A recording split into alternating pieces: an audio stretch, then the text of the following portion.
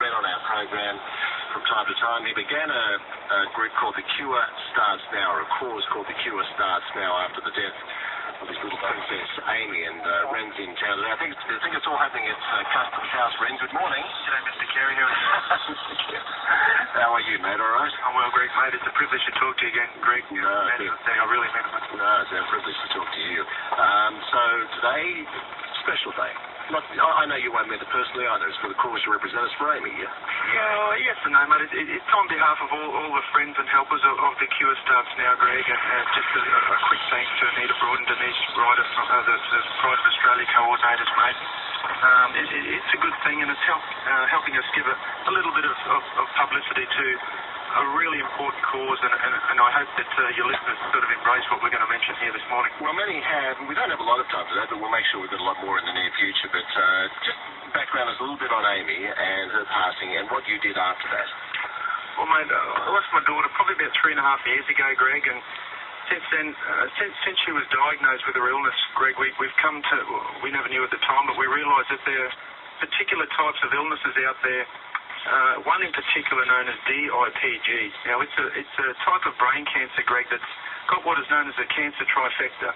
There's no screening, there's no prevention, and there's no actual treatments or cures. So these children are more or less given a death sentence, Greg, and we've taken it upon ourselves, myself and my friends and helpers, to eliminate this ridiculous thing off the face of the earth. And since we last spoke, Greg, we now have our own dedicated research laboratory with the Children's Cancer Institute of Australia, and we're in the process of undertaking a national autopsy donation protocol.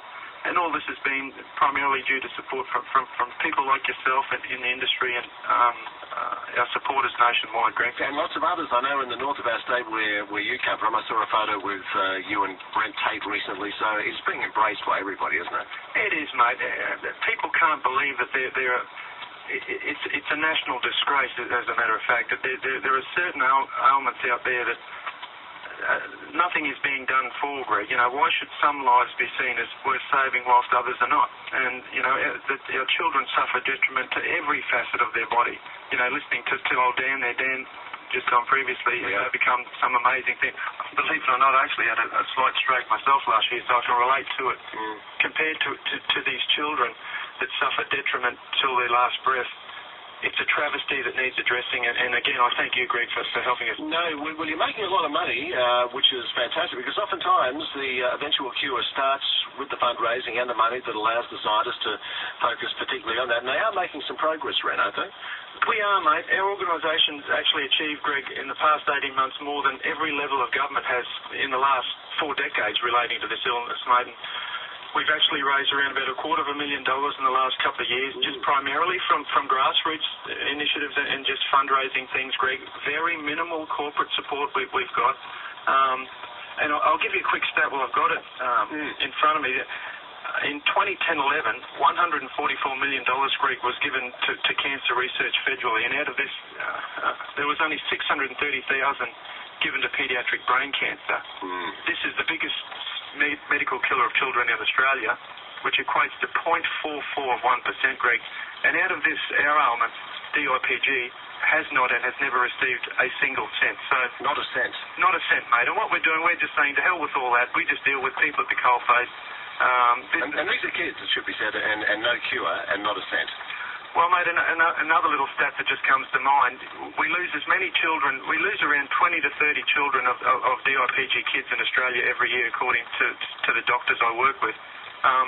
And until recently, that equated to all the deaths of our proud soldiers in Afghanistan, mate, and that's not trivialising things at all. I'm just highlighting there are just as important issues out there that we really need to shine the torch upon, because it's a national travesty, mate, you know. No, I think you put that well in terms of shining the light, because that's why, you know, obviously it's one of the reasons you're being honoured today, and your organisation, The Cure Starts Now, is being honoured today, and it shines that spotlight on something that otherwise might remain in the shadows. So, Ren, enjoy this day, and do enjoy this day, because you deserve to enjoy this day for what you've accomplished and all those who have helped you have accomplished to this point. We'll stay in touch and keep trucking, eh? And, mate, I just appeal to all your business and corporate friends out there. If they want a money-back guarantee charity to throw their dollars at, and I can show them where every cent goes to, mate, please help us. Please help us. We're doing stuff. Have a look at our site and on the Facebook page.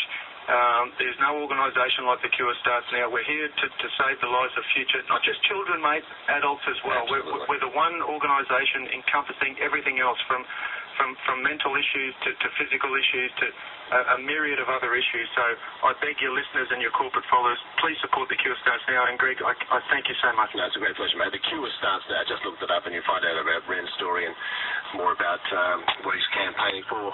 Good luck today too, eh? Yeah, thank you. Good on you, Ren. Ren Pedersen. It's 23.